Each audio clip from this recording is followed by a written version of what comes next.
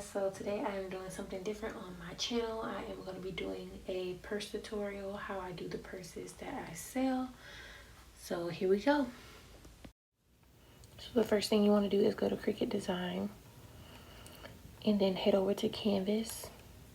And the font that I'm using today is Cloud9 for this purse tutorial.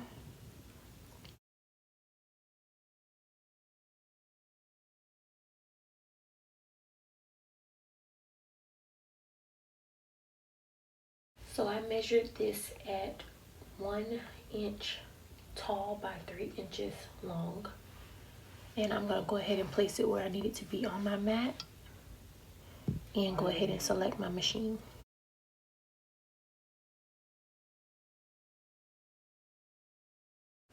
So I have my machine on custom and I'm using the Cricut permanent glossy premium vinyl. And when I do this, I like to put it on more so it can cut all the way through.